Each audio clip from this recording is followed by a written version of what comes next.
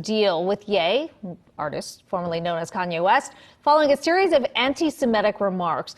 The shoemaker, the latest high-profile brand to cut ties with the artist, saying it will stop production of Yeezy-branded products immediately, as well as all payments to Ye and his companies. Joining us to discuss the implications, we've got Brad Smith as well as Alexis Keenan. And Brad, let's start with you because we are trying to figure out what the financial hit is likely to be. I mean, we talk about Yeezy. I mean, Kanye produced products have been driving 8 to 10% of the revenue? Yeah, for Adidas, they're saying near term, this could be upwards of $250 million to their net income. But you also think about some of the tertiary dollars as well. We were discussing just last hour with Bernstein analyst Anisha Sherman and the resale community as well. This could also take a hit in the near term. You think about companies like Stadium Goods, owned by a company Farfetch, publicly traded FTCH, I believe.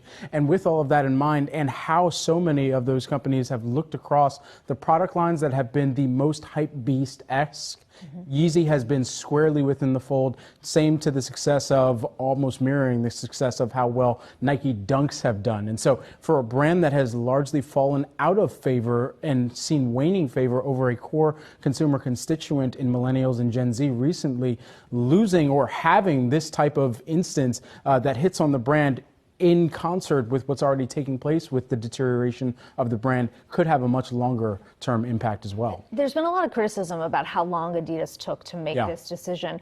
I wonder if we have any idea about the financial hit they did take or they're likely to take. Not necessarily of the resale side that you're talking about, but you know, how many consumers said, look, I'm just not going to buy this based on his remarks? Well, his remarks, let's just lay it out on the table. It was anti-Semitic. He had, even prior to that, going on rants and wore T-shirts that were saying white lives matter, in throwing, especially within the black community where black lives matter, throwing that on its head almost. And so for a consumer group that you have cozied up to for so many years, to now go and do the exact opposite. And what I was saying within our show this morning is he has now kind of shifted his entire brand in this era of influencer economy and said, I'm going to pander into such a different direction that is hurtful to so many consumers out there and the population more broadly, that now if you're going to continue that pander, you also have to be comfortable with knowing that the brands are going to step away.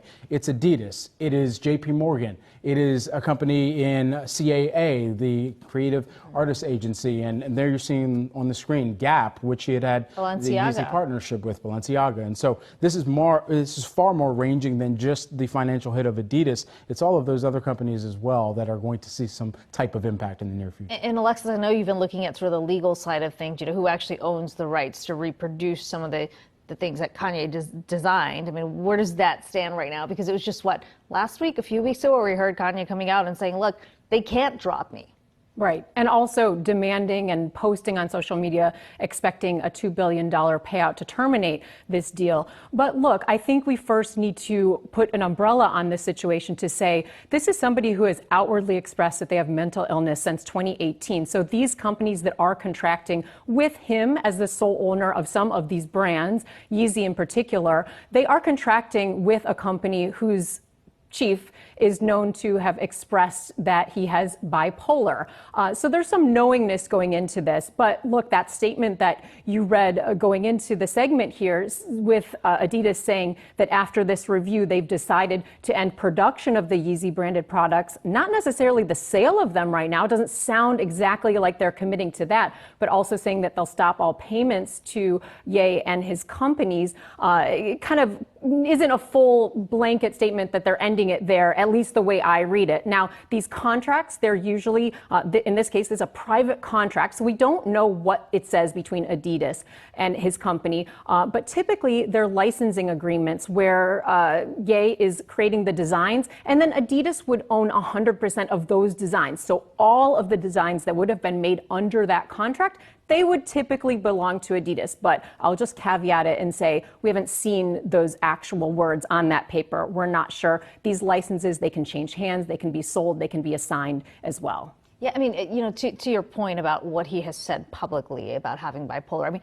the whole conversation, I will say, just on a personal level, is just a little uncomfortable to watch, right? I mean, not only the anti-Semitic comments that he's made, but you have seen a lot of these companies, to your point, sort of understanding the situation, but going into an agreement, knowing that there are still risks on this side. And I wonder, Brad or Alexis, both of you can weigh in on this. I mean, what is, where does his brand go, his personal brand go beyond this? You could argue, he moves away from the public eye, he gets some help. Who knows what's going to transpire? But compared to what we have seen in the past, I mean, this feels like the damage is really great. Yeah, and this is where it's if I may, the separation of a musician who has built up their brand on who they had been as a musician to what that actual brand has become as a result of the partnerships that move forward and the millions, billions of dollars that were thrown around to make his brand even more appetizing to a range of consumers, whether that be a range of consumers in apparel and fashion, or whether that be in some of the other technological landscapes that he wants to operate in. This is still a person that's trying to buy Parler too. So his brand is clearly going in that direction right now with the commentary, hurtful as it has been. And so he is fully delving his brand fuller into that, and even more full steam ahead into some of the hateful commentary that has been known to persist on a platform like that technologically. Well, and it runs counter, right, to the exact fan base that he built. It's run counter to some of his own lyrics. Yeah. That he's well, I mean, you're exactly right. When you go back and listen to some of his early albums, this is exactly what he railed against, and now he's become a part of that. So a story that, really to your point, sort of covers not just the music industry, the fashion industry. It has wide-ranging implications, but I know you'll both continue to watch it.